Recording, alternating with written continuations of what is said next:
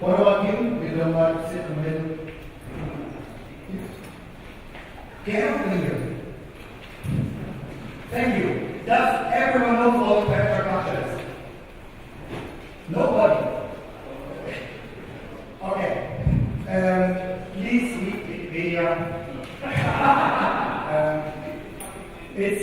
It's 20 sheets, it's 20 minutes, 20 seconds, and it's hard to speak. And I think we got a great Pecha Kucha today. But first I have to say something to you. It's an important tool for this conference, and that's applause. Sorry, we need applause. And there are 3 steps of applause.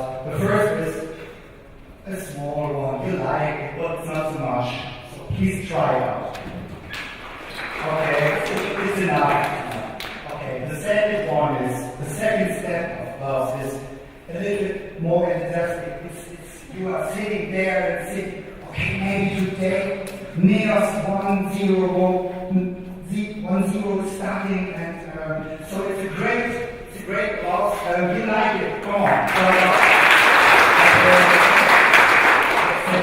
And the third step.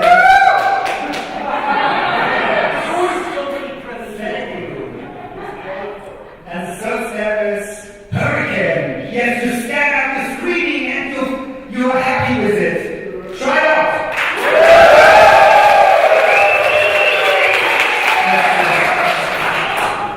Don't throw vocabularies.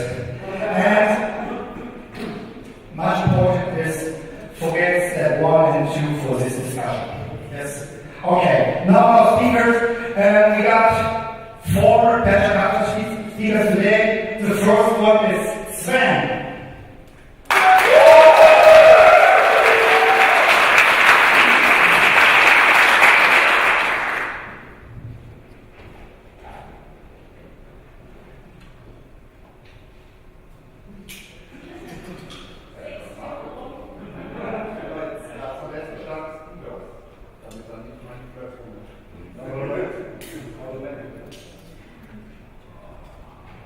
So, hello street, hello community, good to be here, and I want to really say I'm proud to be here, because this is my first con. From every year, right to the stage, it's pretty cool, and I'm talking about how to become a superhero. Everyone wants to be a superhero, but this is a superhero regarding supporting the community. And maybe I'm your specialist for being a superhero. My name is Sven Ditz, I'm 9 years old, I have 2 wonderful sons, and I'm from Stuttgart in Hamburg, and we're doing a lot of Type 3 stuff. But in the early beginnings, we didn't support the community very well. Ashamed for that. But nearly more than 1 year ago, we changed it. And it was in Mallorca, and big thank to Hawthorn, he made it 180 degrees around in my mind that it's good to support the community and that it's worth it. And I found it really, really interesting and wonderful stuff in this community, but after discovering Type 3 more and more, there will be the first points to be really disappointed.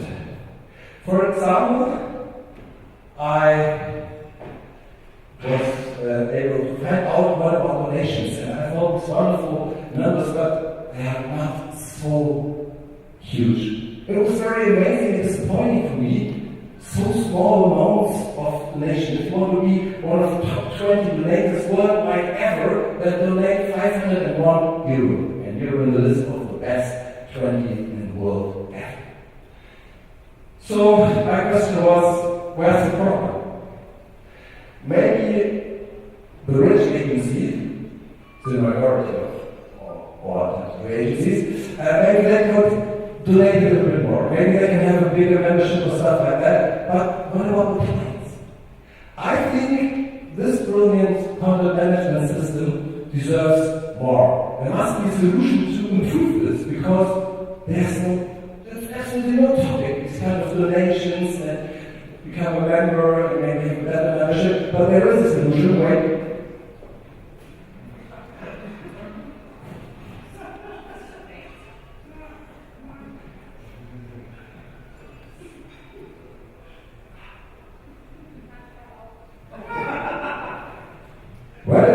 be homeless, then you have to be a superhero, then you have to shift something in your mind, then you have to think a little bit different.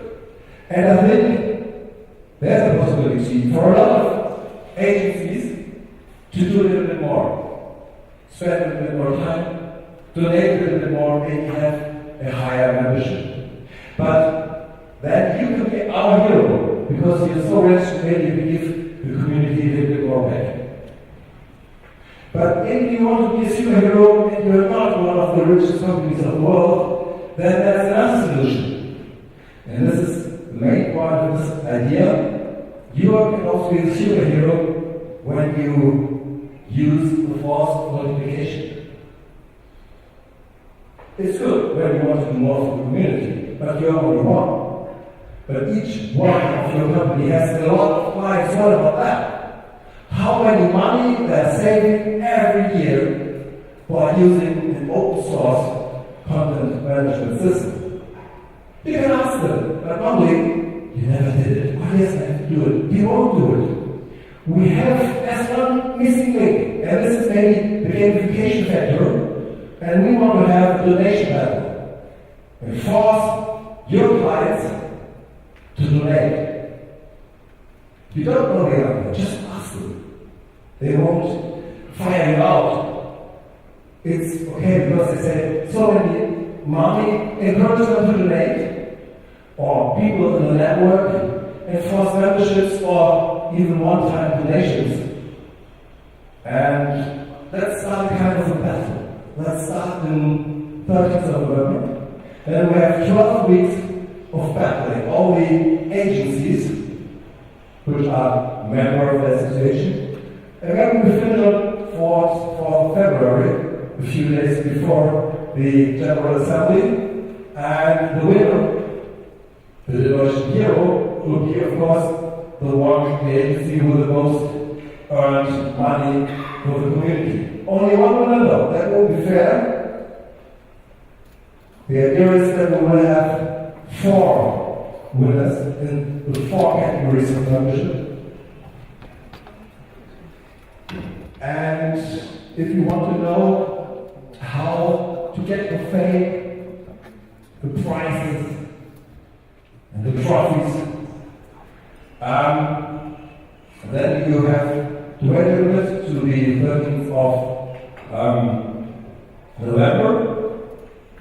And the 4 winners, we will announce the amount. And one special thing, everyone has to tell what was their strategy, their trick. How did they achieve to get the money from the clients? And after that, everybody knows all the tricks and all the strategies, because it's just a gamification factor that someone of us or 4 of us will be the donation hero. But the winner will be type 3, the community, and to put the clients closer to the community, because they're so far away, they have never thought about donating. And I really like this kind of conference because it's more user and business oriented, and if we can put the clients closer to us, then we can make a shift in thinking about donations. We can't ask our client, why not? I think some of them will donate, and they did donate in the past because they didn't know how this stuff works. So how to become a donation hero? Everybody who's a member is invited. And just wanted to use the best software in the world. This is not up to it's the second best in the world. The best software in the world, which will help you a lot for your wonderful, creative ideas to get more donations. The best software in the world, which will help you a lot, is okay to run communities. Thank you very much.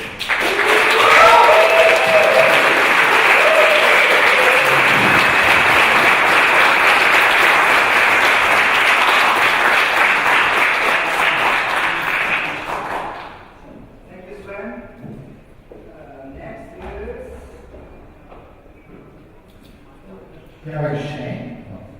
Don't be shy. Ben, it's you. Are you sleeping? You're sleeping? No, I feel bright.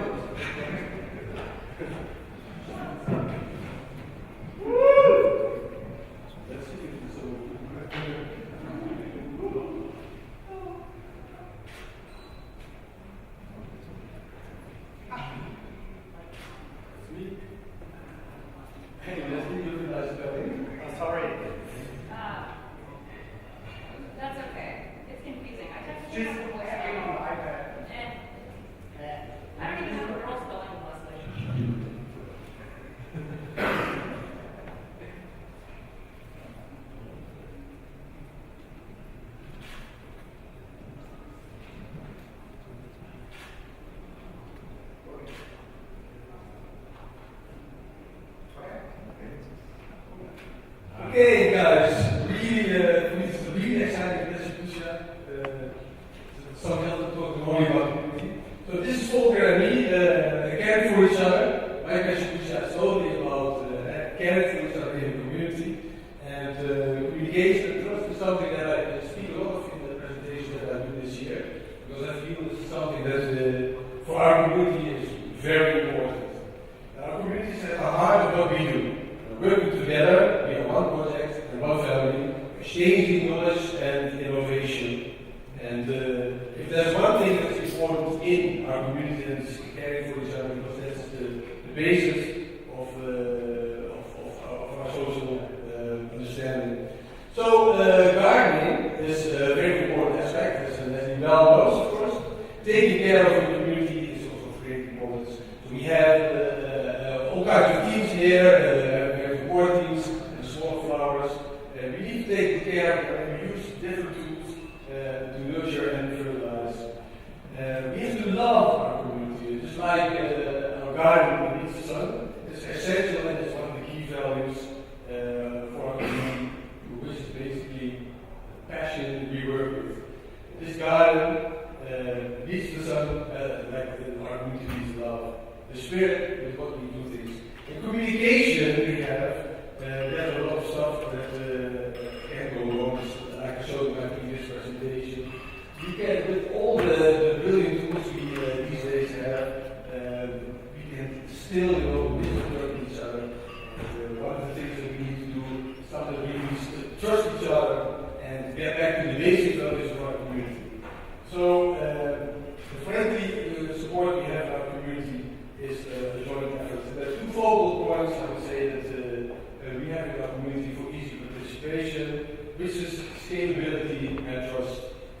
So time is a very essential thing, and sometimes we are very impatient in our community. Sometimes I think a year or so can take 3 years before people have the opportunity to work with stuff. Because we have to realize that most of us are working on a voluntary basis and have a job as well to do. So one of the things that I also wrote a blog entry about is that what we sometimes need to do is to step back and be present also. So we really sometimes have to look around and see what we are working on. Just check out our key values and don't get so concentrated only on the work that we are doing. Just see and what's inspiring to share about it. So social capital is the billion-dollar digital future, but social capital is our capital. That's what we work with. I mean, we have a lot of companies here that we don't like with the project we're doing, but we have to care for each other. And it's not money, it's not about the profits, but it's our social interaction. So leadership is enabling people to do their work and not telling them what to do. So this guy here is the same as all the other guys. And in leadership, we have to work together. We have to support each other and not be the guy that tells the other one what to do. And management has basically destroyed a lot of stuff in companies and company culture. Creativity gets killed much more than it is supported if you take care of it. Creativity gets undermined for entirely good reasons, to maximize coordination, productivity, and control. So this guy, this is the Casper guy. Casper was the king of our community, and he still is by a lot of people. As you can see, Peter, like he is a person like this, I hear a lot. We cannot hire a person like this with the same cares and possibilities. We have to be without, but we have our wonderful teams which support our community in the road ahead. And basically, what these guys and these decisions is based on scratching their own itch. And together, these people can really have a good basis for making a decision, which we call consensus. Our team all agrees, and in this way we can move forward. This is not the one person that needs to really define it. If we all agree in this group that we move ahead in this direction, and that is enough. Reach the consensus when no one disagrees. This is perfectly fine. Democracy is implemented easier than it's really done. And who gets involved, this is one of the things. And it also implies that when we start proposing something really great, but it also means that some people are more involved and implies a bit of better judgment. So what happens? We get into politics. And decisions are made in open source, and an open source community is sometimes very sensitive towards these kinds of things. What's the decision? We don't know. And it raises tensions, and we need to get into the defensive mode. And this mechanism starts, and we don't really listen to what are the problems of the people in the community, and we only want to defend the decisions we make. And sometimes get into a heated discussion where we misinterpret. And I would say what we need to do is assume good intent. This dog is a very good example. He means it very good. He brings the stick of dynamite to his boss. And one of the things that I feel, what a lot of people say is the road to help is based on good intentions. That's what I would say. Just take good intent for all these people in the community, and which need appreciation, which needs kudos, which needs caring, and try to listen to what all these people have to say. And together in this community, we can reach the final stage, which is that's really inspiring people to share, which is about caring and about trust. And this is one thing, one message that tells us everything else. Thank you.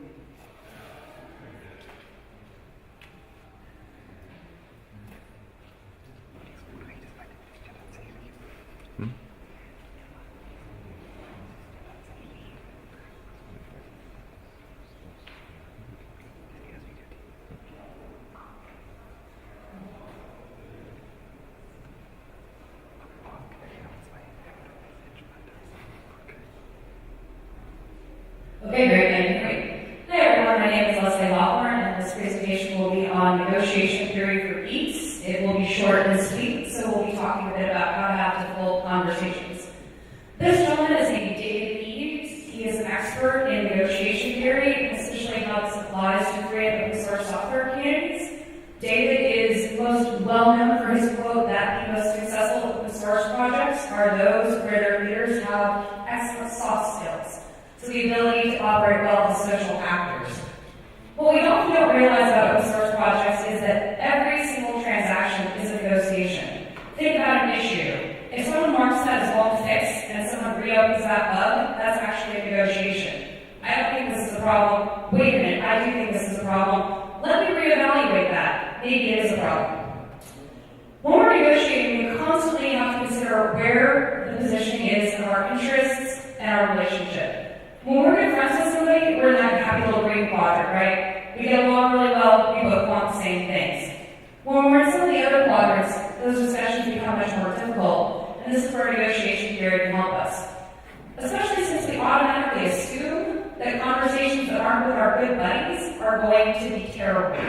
We pregame those conversations in our head and decide how we're going to respond to what we think the person will say to us, and how we think they'll respond to our response, which actually stops us from being able to have a useful discussion, and stops us from being able to do the most important thing, ask for what we want, make it clear what our expectations are, talking about our goals as opposed to worrying about how we can make sure that we get what we want out of the discussion. Yes. Practice radical honesty. It is extremely important to let folks know what's going on with you, even if it's not pleasant, right? The more direct we are in the feedback that we give, and of course you want to do it politely and constructively, but failing to tell people what you actually need and what difficulties you're encountering is just going to lead to a lack of success for you and the folks you're working with.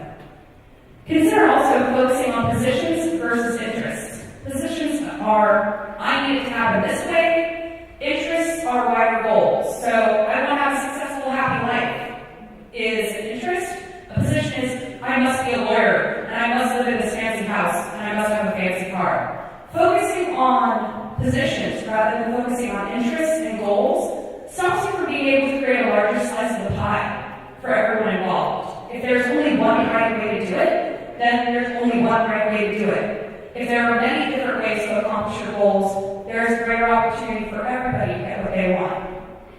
Always keep in mind, it doesn't have to be my way or your way. Do you want to be right, or do you want to win? The most important thing is not necessarily, I must have it my way. It must be done as I want it to be done. It's, are we accomplishing our goal?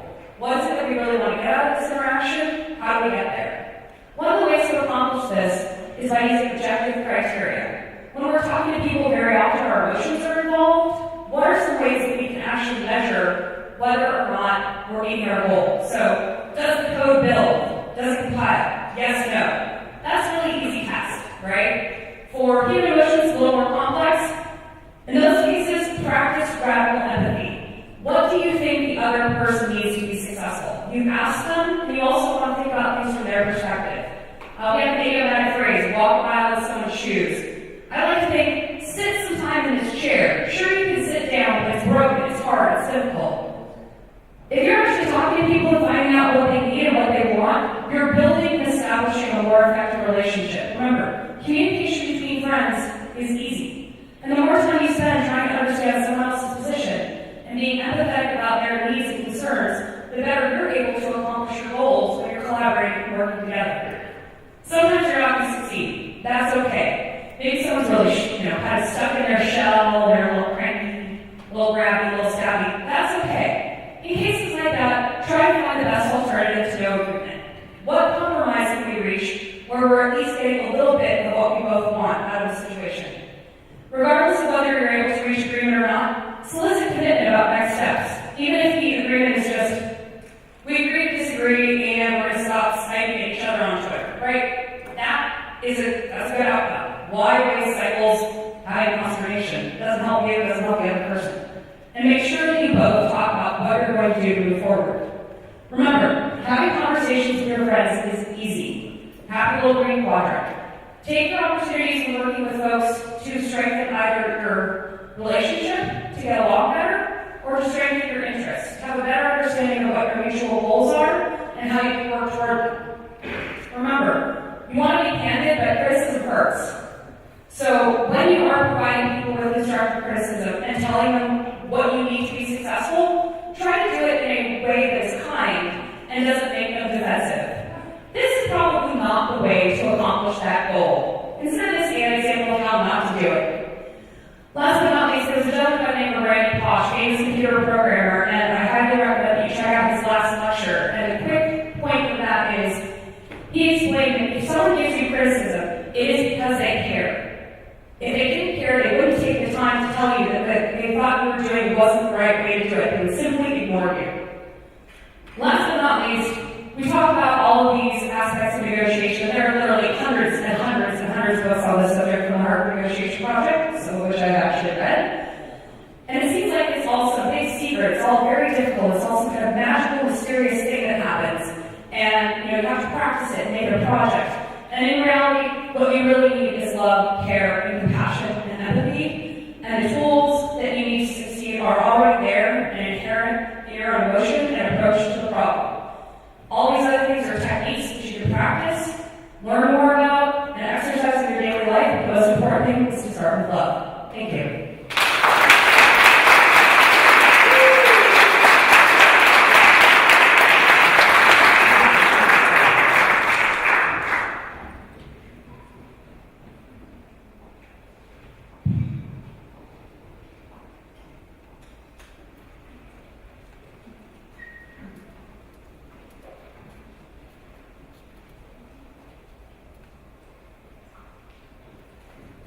So hello, my name is Teeman. I'm the co-founder of Jumbo, which is another open source CMS, and I spend most of my time traveling the world speaking at conferences. And I'm really sick conferences. I do about 20 or 30 a year, and that's enough. And what I really want is other people to speak. And this is my family, and that's my dad, well, and he's been a lawyer for 65 years. In the middle is my sister, she's been a judge for 25 years. And on the right is my nephew who's studying law. So you can imagine, they are all professional speakers. They are paid to speak in public.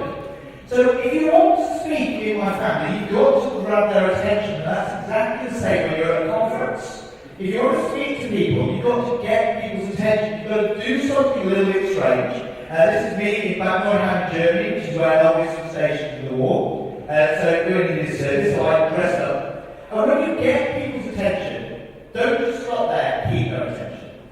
Yeah? It's really important that for the entire part of your presentation, you're engaging with your audience. You're making sure that they're following what you're saying. That if you're being boring, you need to increase it. If you're speaking too fast, you need to slow down. Anybody can speak. I often hear people say, I would speak at this conference, but I don't know what to speak on. Or I've never spoken before. Or no one will be interested in what I've got to say. That's not true. If a conference has a call for papers, submit a session. Let the organisers of the conference decide if it's interesting. And it's really important that you prepare. This is me at DrupalCon when I changed into my jumper suit for my regular suits. Now, unfortunately, I wasn't completely prepared, and I didn't make sure those pants were completely tied up. So when I took off the suit pants, the other pants nearly had accents, so you must be prepared. In terms of preparation, there's nothing worse at a conference where every speaker starts their session with, can you hear me? Can you hear me? If people can't hear you, they will tell you that they can't hear you. You don't need to ask everybody. It's exactly the same. Make sure you bring your own remote control for your presentation. Yeah? Because you can't rely on someone else.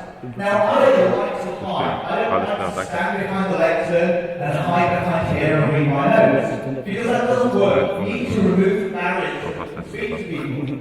You also don't rely on the fact that you're going to have your notes and your computer nearby. Because they sometimes won't be there. They sometimes laptop is somewhere way over there and you're stuck. So you must be prepared. Have your own tools at the train, your remote, your video lecture. Don't rely on somebody else. Don't spend the hour before your presentation running around. Has anyone got a remote tomorrow? When it comes to your presentation, there's a couple of things you should do as well. And some of those do is what you wear. Yeah, it can be fun to dress up in funny clothes, and that's interesting. But it also sometimes it's really distracting. It's going to put everybody off. They're going to spend the whole time wondering why that guy hasn't got a belt. Now, in terms of your slides, that's the next most important thing. Your font size, golden rule, twice the age of the audience. If you make your typeface that big, everybody can see it. Yeah, trust me, you can't practice it on your laptop, it doesn't work. Yeah, you need to have a projector, so if you follow that rule, it works. Slides are not an essay. Yeah? Don't put your entire speech on slides. That's no good. You and the audience can read it much faster than I can say it. So you've got to the end of my slide, I'm still on the first sentence. Yeah, so just remember that your slides are not an essay. Bigger is better. The bigger the information on your slide, the easier it is for people to remember it. You should be talking about the contents on your slide, and the contents on your slide should be the take-home memory. It shouldn't be every single word that you're going to say. Code on slides. We need to at technology conferences. Don't put code on slides. You can't read it. Yeah? As the best case scenario, you end up with lots of coloured blocks on the screen that no one can see. Worst case scenario, someone in the audience says, missing a comma at the end of that line. Get live demos. Live demos are also attractive. It's a really good idea to show someone how your code works. The problem is you have to go over to your computer, you have to quit out your presentation, and you have to try and do the live demo. It doesn't work. Yeah? If you want to do a live demo, what I've done recently is I've video recorded it, and then I play the video of the demo, and then I live talk about it. Cute photos on your slides. Everybody loves cute photos. They're memorable. Yeah? That's what I want. I want you to remember what I'm talking about. Yeah? That's what's important, what's on there. to remember those words, and cute photos is a really easy way for people to find that. Now, your body language is important as well. This is a friend of mine from Spain, Javier, and he always gives his presentations with his arms folded like this. Okay? This is known as a barrier between me and you. And I don't want there to be a barrier, I want it to be open. Okay? I want you to be able to engage, to work together. Now, it's also really important to mind your language. It's not just the posh mouth of Gordon Ramsay that you've got to be careful about. I speak like Lesley and some others at conferences all over the world. And although I only speak in English as being British, I only learn one language, we all speak English differently. We all have different rules about what we can say. Now, the lot of sessions end with questions. My sessions never end with questions. You get 3 types of questions. You get number 1. I know more than you do, so I'm going to tell you where you're wrong. Number 2, I'm going to talk for a very long time and not say anything. And number 3, this is about your presentation, but you sound intelligent, so I'm going to ask it to you anyway. So that's ending your session on a really boring bit. You must make sure that you end your presentation on a high, on a positive. You want people to be walking out of your presentation going, wow, wasn't that good? Didn't I learn a lot? All about how to stand and how to speak. So I end all my presentations with this slide. If you have any questions for me, that's great. I'm here for the whole day. One condition, give me a coffee or a beer before you ask a question. During the event in the Netherlands, someone came up to me with a beer. I said, thank you very much. And he said, where's the toilet?